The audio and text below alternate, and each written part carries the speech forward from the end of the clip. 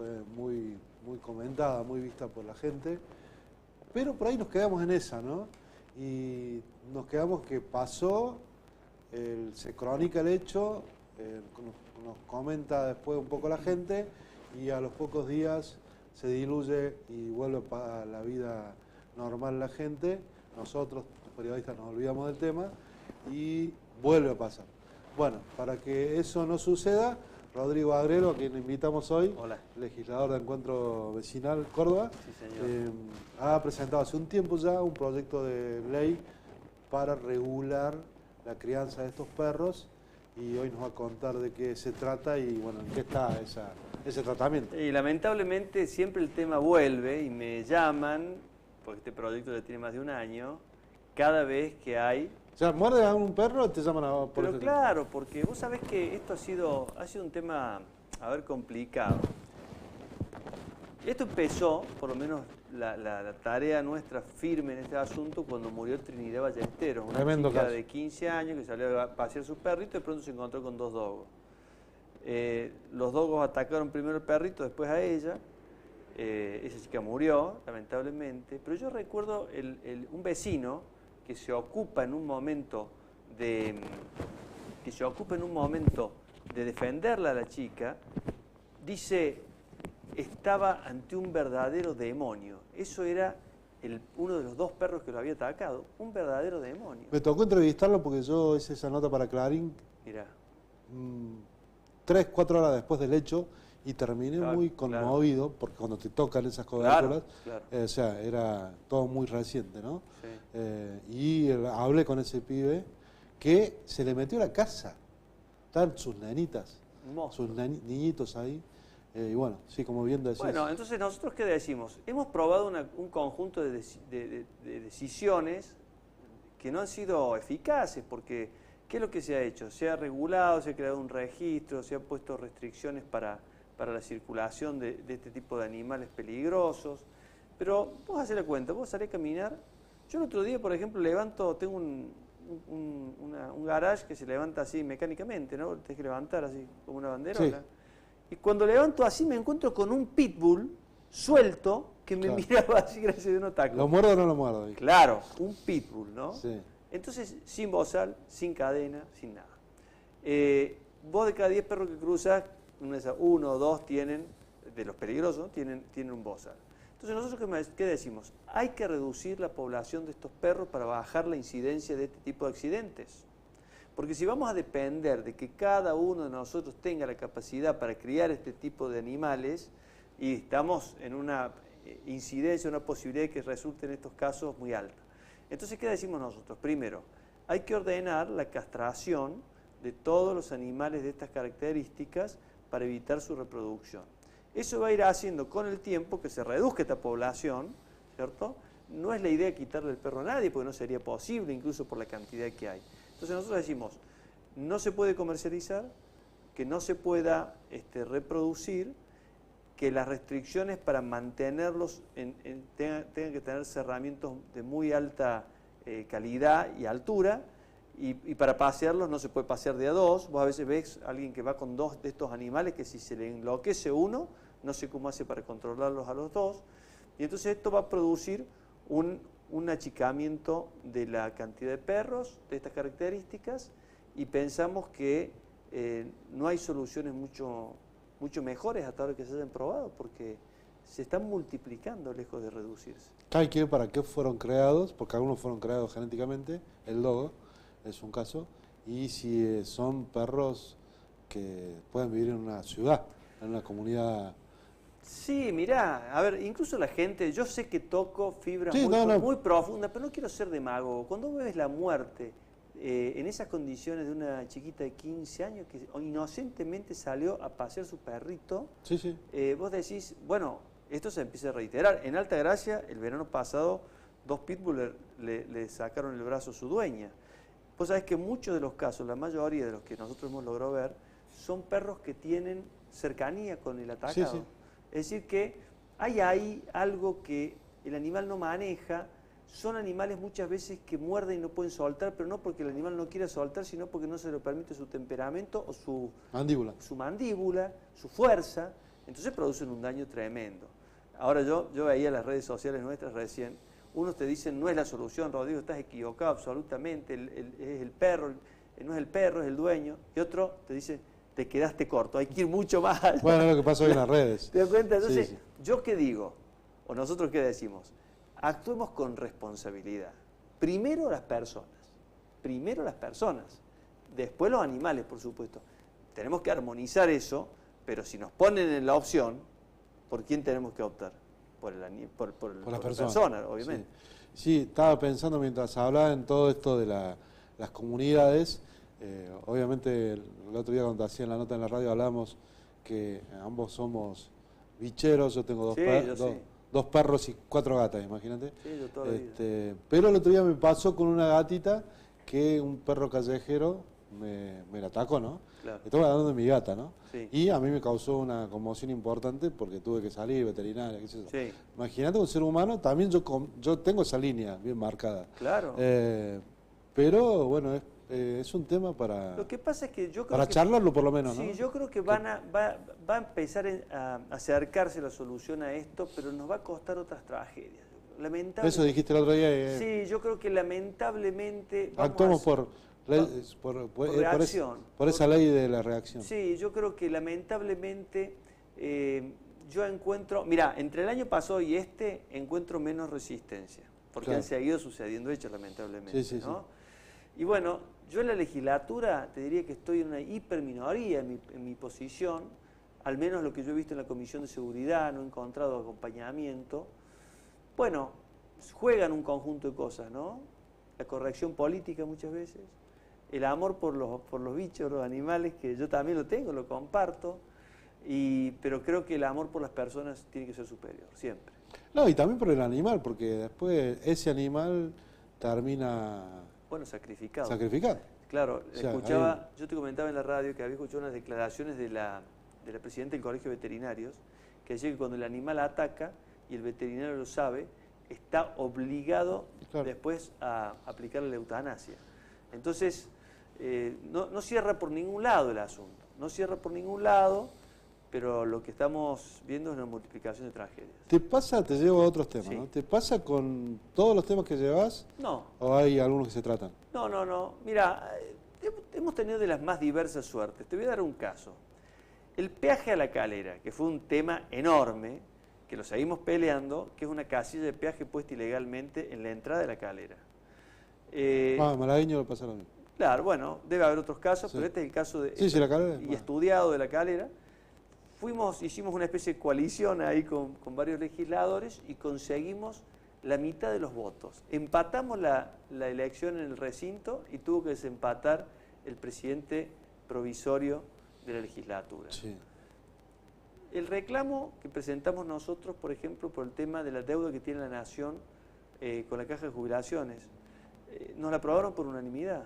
Y después el ANSES hizo un plan de pago que todavía está inconcluso, es decir, empezó a entregar plata, 5.000 millones por mes, pero nosotros le dijimos en ese momento, fue el primer proyecto que presenté cuando asumí, le dijimos, empiece a pagarle a Córdoba. Y Córdoba hizo un plan de estas características y ahí fuimos todos juntos. Después hay otros proyectos, por ejemplo, la suspensión de la aplicación del aborto en Córdoba, de la ley del aborto, tuvo 18 votos, el 25% de la legislatura. Yo creo que el bloque del peronismo, si le hubieran dado libertad de acción, terminaba modificando las cosas, porque sé que muchos de ellos se han visto obligados a votar contra su conciencia, ¿cierto? Es decir que hemos tenido de las más diversas situaciones, hemos logrado, yo estoy en el segundo año, hemos logrado mucho control de poder, hemos logrado poner en agenda muchos temas. Por ejemplo, el otro día hay una discusión sobre el destino de una plata, que no es menor, que son 1.267 millones de dólares.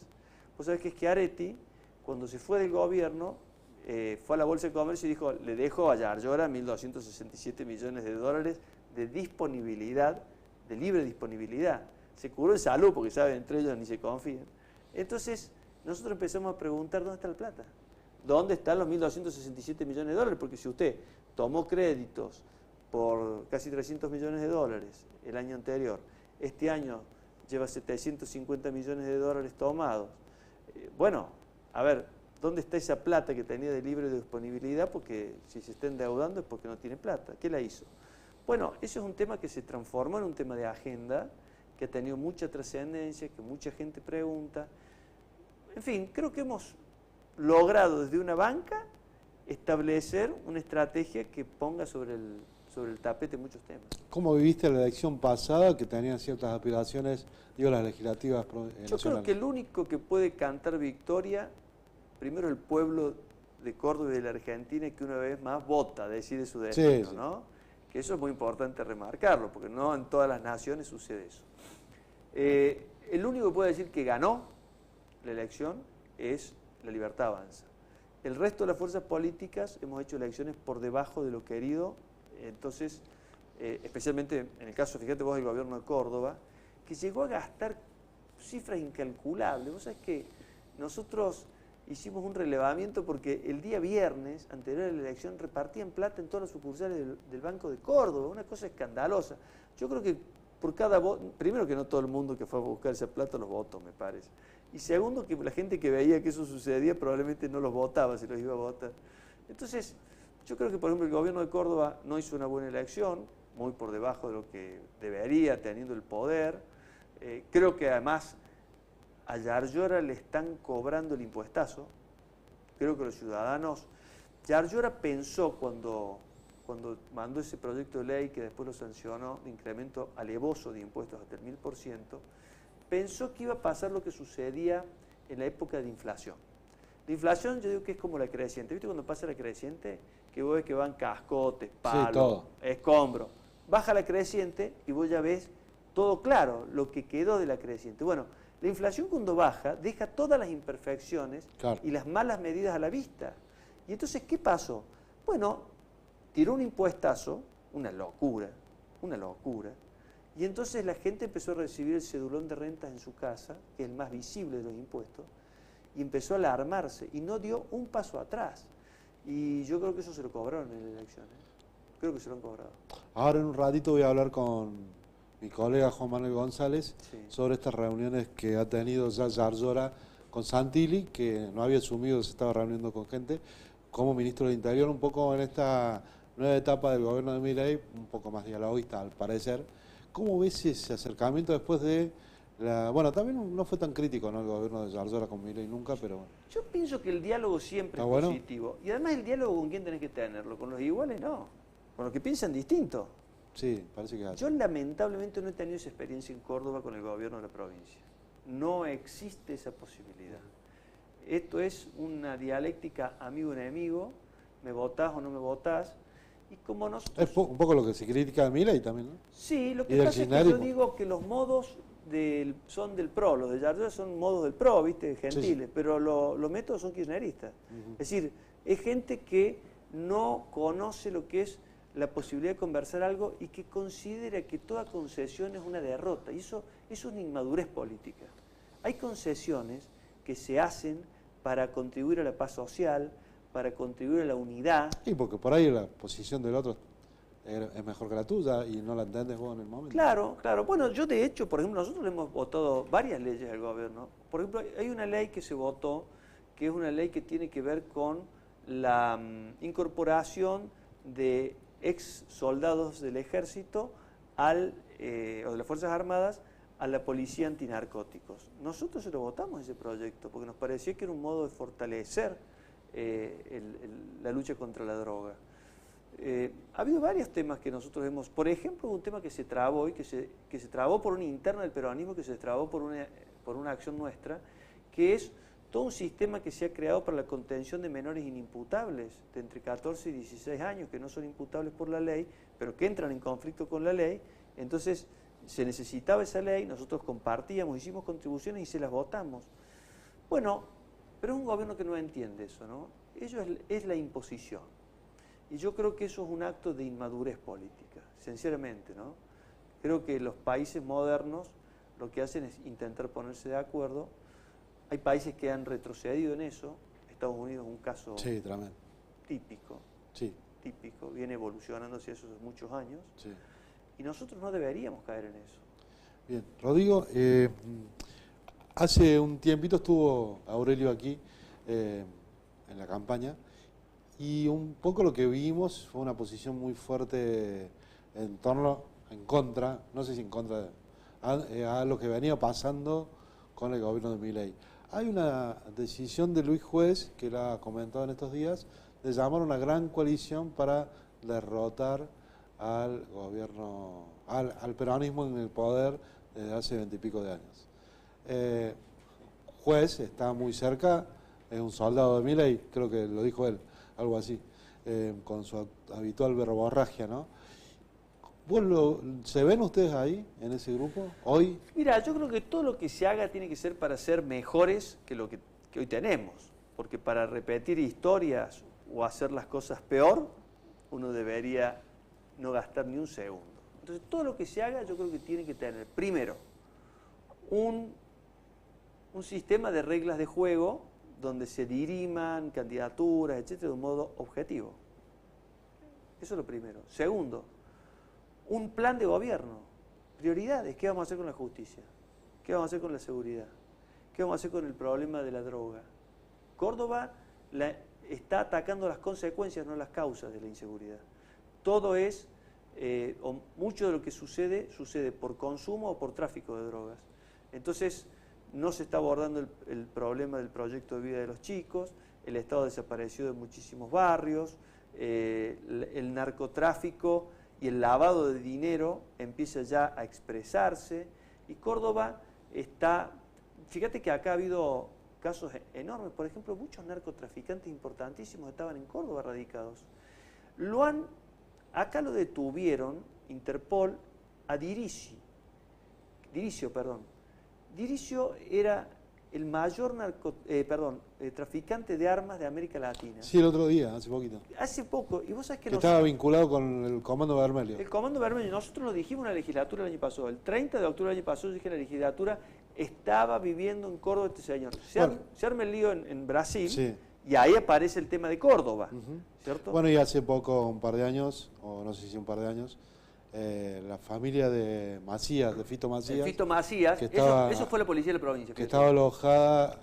Ahora, ¿vos dónde mandás acá cerca? ¿Dónde mandás la familia si sos un narcotraficante? A un lugar seguro. Un lugar seguro. Porque todos, aunque sean las peores de las personas, quieren a su familia, ¿cierto? Generalmente. Entonces, ¿por qué a Córdoba? ¿Quién le dio la logística? ¿Quién le consiguió la casa? ¿Quién le consiguió el escribano donde firmar el contrato? Etcétera, etcétera.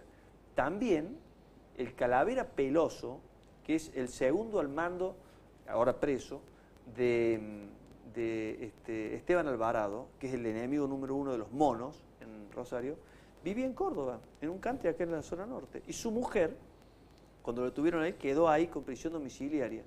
Y la encontraron montando a caballo en un concurso de salto en Palermo. Entonces vos decís, ¿pero cómo?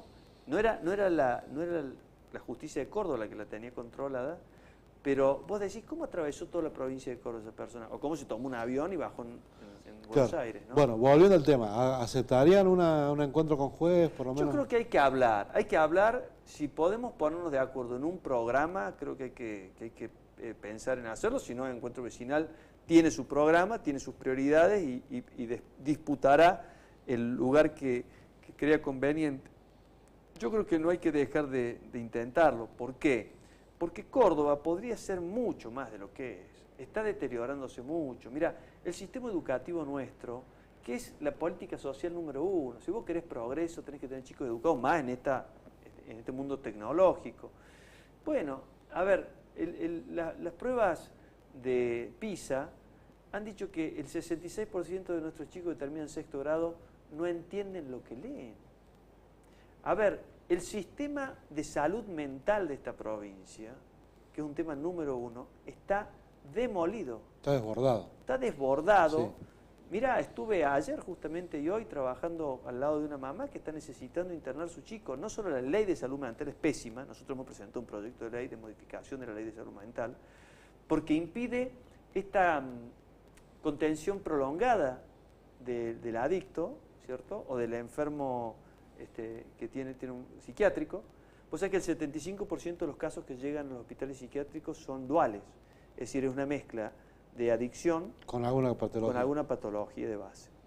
Bueno, esto está haciendo que el sistema arda, no dé más.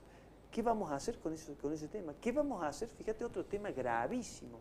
El tema de los equipos de salud en el interior de la provincia. Anda a buscar un especialista en el interior del interior. No vas a conseguir. No vas a conseguir. ¿Qué vamos a hacer con el tema de los impuestos? ¿Vamos a seguir castigándolo a los cordobeses de este modo? ¿Perdiendo competitividad, siendo una de las provincias más caras de la Argentina? Bueno, son todos temas que hay que hablarlo. Porque hay que llegar con un programa. Ir a ver qué pasa el día que asumí me parece que no es un acto de responsabilidad. Pero yo creo que hay gente de mucha experiencia que sabe lo que está pasando en Córdoba. Te agradezco mucho, Rodrigo. Gracias a vos, hasta cualquier momento. Nos vamos a un corte, volvemos.